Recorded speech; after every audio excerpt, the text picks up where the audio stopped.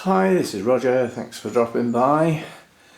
Some good news. The staging is in progress. I'm off to see my son on Friday to use a timber workshop.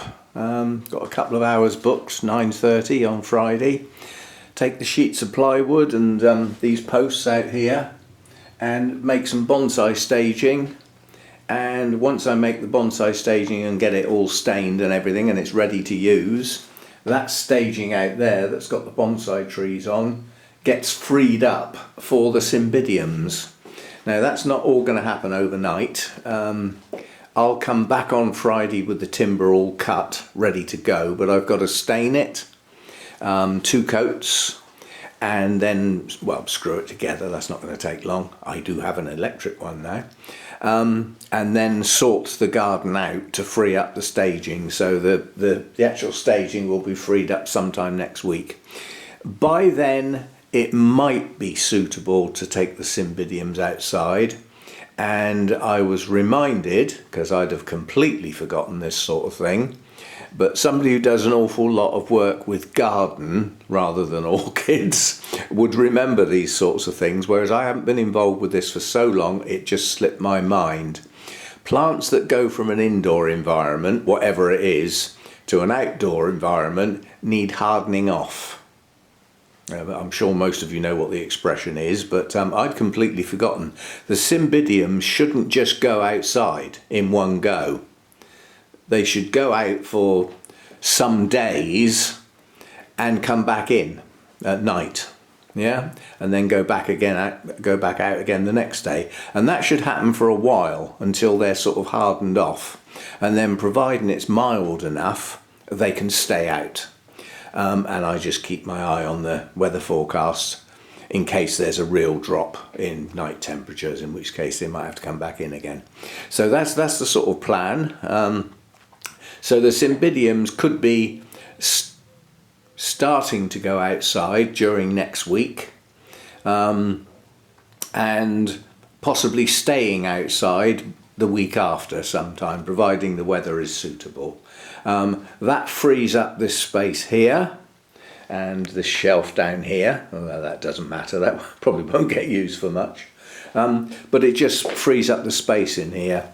And what I might do is this pair of stagings, which is nicely wired together so they act as one, I might swing them round so that they're against that side, yeah, and then this one can move down a bit, yeah. It just gives me a little bit more space up this end where I work.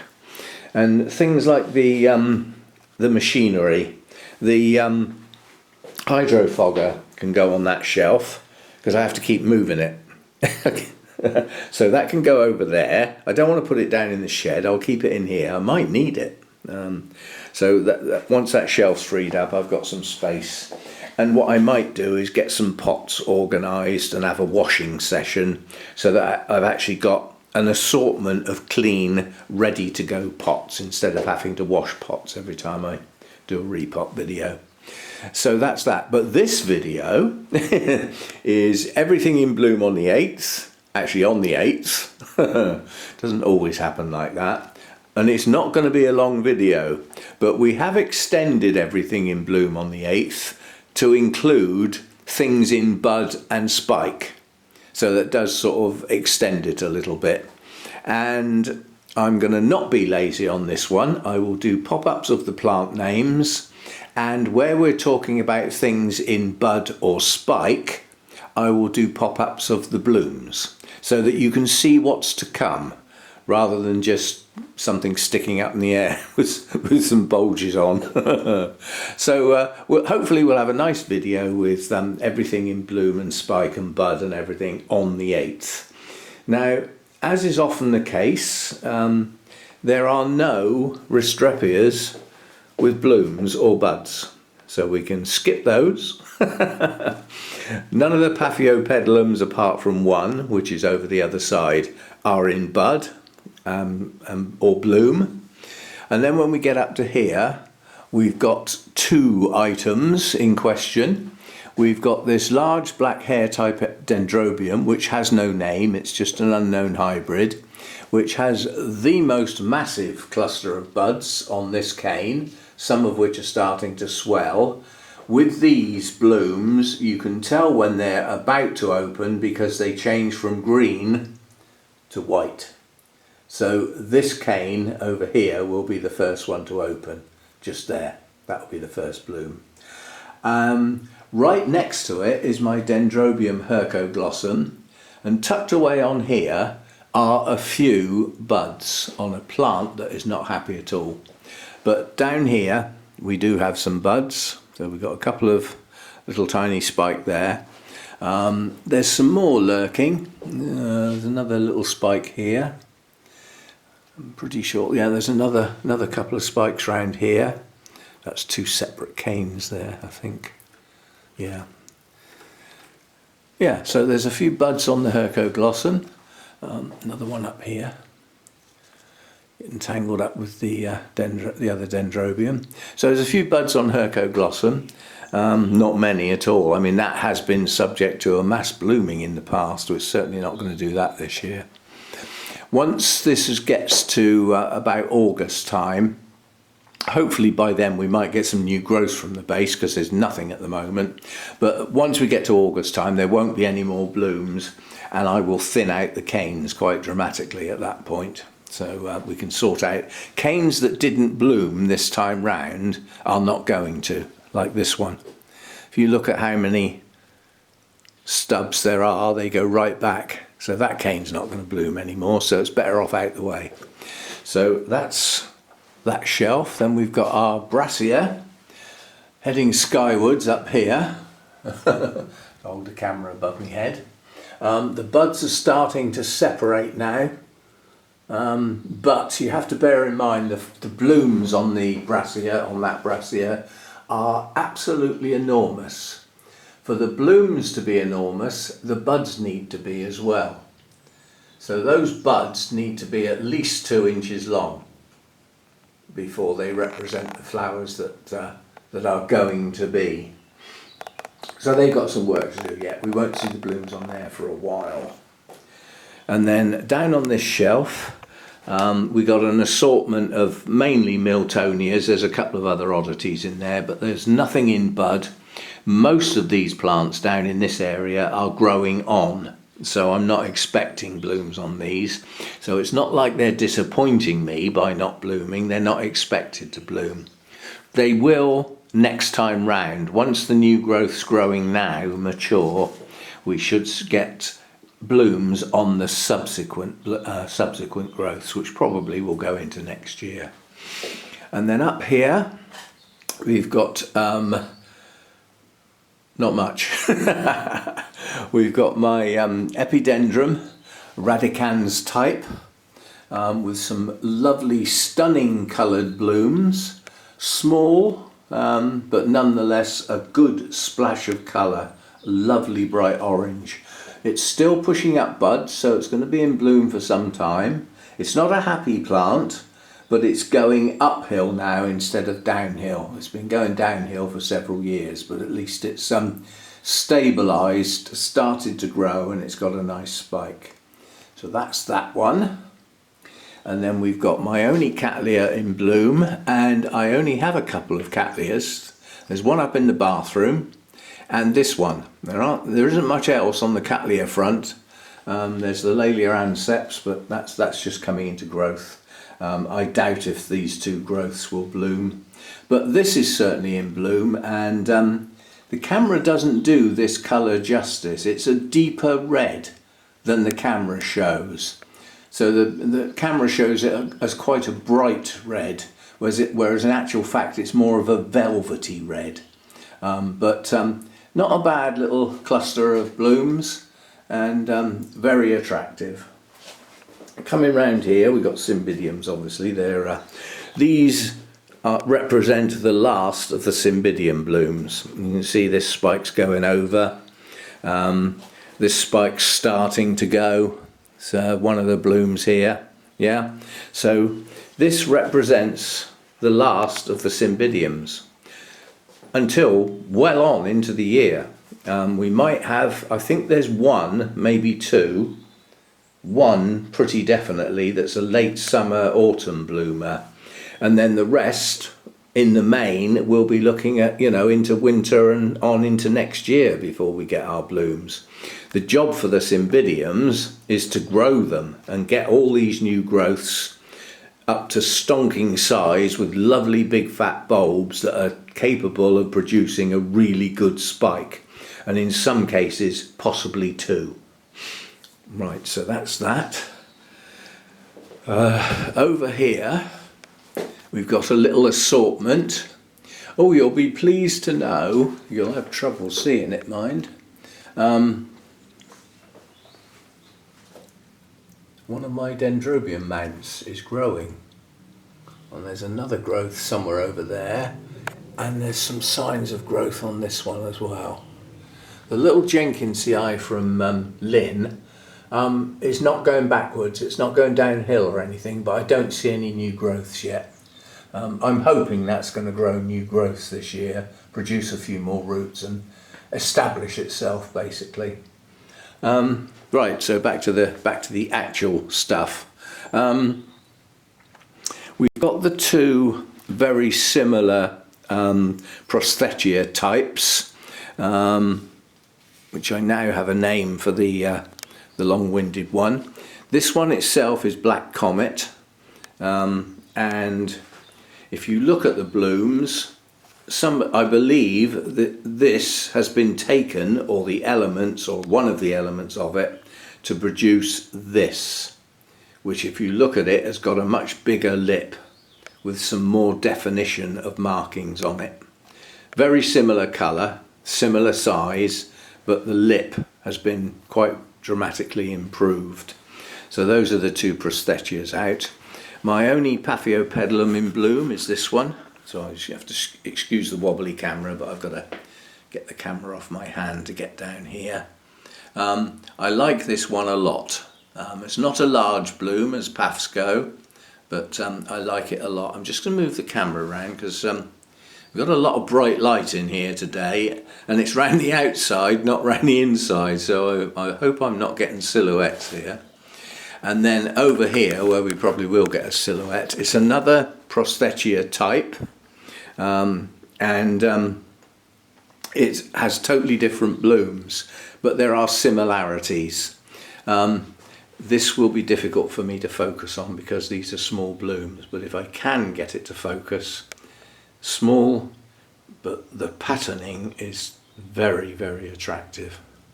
I hope that's sharp. Very attractive blooms, spaced out along the spike. Another big spike over there coming on, so that's good. Right, down here, that's Derek's plants there. Hibiki, no sign of anything going on here. And on this lot here, believe it or not, there's not a sign of life as far as buds and spikes are concerned. I think, yes, one of the nobly kikis, the giant kikis that were taken off the plant, there are what look like some nubbins on that back cane there. So we might get blooms there. That could turn into kikis. Kikis on kikis? We shall see. That could turn into blooms. It'll be an out of season blooming if it does. I'd prefer those kikis to get on and grow at the base, quite honestly. That'll be far more useful. And then over here, these are all my odontoglossum types. We've lost the two that were in bloom, so we're down to growing now. Most of these have got new growths pushing on. So we've got quite a massive repotting session for this lot soon, and some of those will be potted on. I'm not always going to repot these type. They're not too happy with the root disturbance. And quite honestly, if they're not leaping out of the pot, then I don't want them to be repotted. They can be potted on. The only reason to repot them, other than climbing out the pot, really, is that the sphagnum moss has come to its limit and could do with replacing. So we might have some of that to do. There's quite a bit of repotting to do there. the coleogenes up here, they're nearly all coleogenes. There's a shirker up the back there. That's not a coleogene. But most of these up here, oh, and that's another Prosthetia there. That is actually in bud, but I can't get at it. But this Prosthetia radiata has some buds in some of the latest growths, but they're tiny. They're just like embryo sheaths at the moment, so you can't really see anything. Apart from that, coleogenes, we've got this natia that's actually open. Let's see if I can get a nice close shot. The patterning on the lip here is what's special. Very, very attractive. Pristine white with that lovely gold with the red outlining, so it's very attractive and fragrant. So it's a strange fragrance because it's okay, but the more you smell it, the more you sort of think, actually, I'm not so sure. It's got something about it that's not pleasant mixed in there, lurking. And then we've got this bud pushing on here. It looks like it's a dual bud. Whether this one will progress after this one actually blooms or not, I don't know. So that's that. And then over here, this is rescues in the main, or things that have recently been repotted. And then my Masdevallias are down here. We've only got one bloom left, which is Inca Prince, which has been in bloom for some time now. And the other one that was in bloom, that lost its blooms a couple of days ago now. So we're down to our last Masdevallia bloom, and there are no more spikes coming, not that I can see. So that's the last of the Masdevallia blooms as it goes. Hopefully the purple sheen is showing up. It should be. I mean, I can physically see it. Whether the camera's getting it or not, I don't know. But there's a purple sheen in areas like this. Anyway, so that is it at the moment.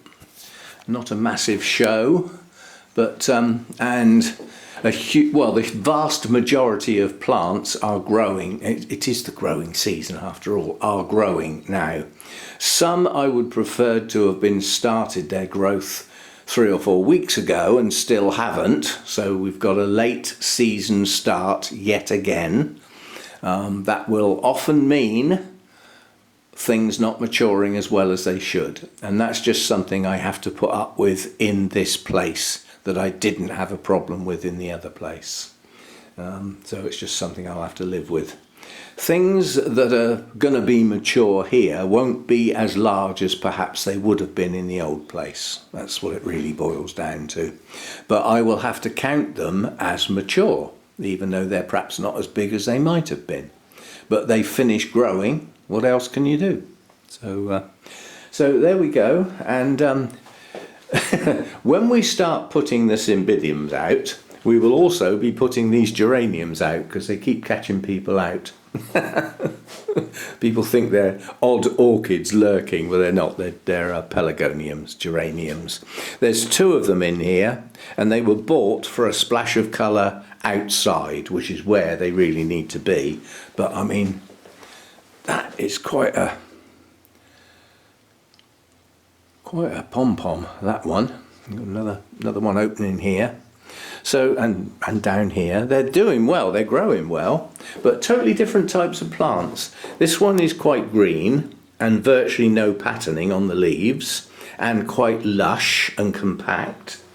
And this one, if you look at it, has got the patterning on the leaves and is more open. Yeah, so not as compact a plant. But they were bought last year just for, when I was trying to get a bit of colour in the garden, and obviously if I'd left them out they would have been killed in the winter. They won't take frost, so I brought them in, and they will go out with the Cymbidiums and become a splash of colour again. That's what they were got for, so that's their job. And I'll see you next time. Just coming up, as I said, I'm out Friday. I've got to get this timber sorted out. And when I come back, I will be all excited and rearing to go with any luck, and we'll probably put the first coat of stain on if the weather's good. So that'll knock Friday out. And Saturday is an Orchid Society meeting.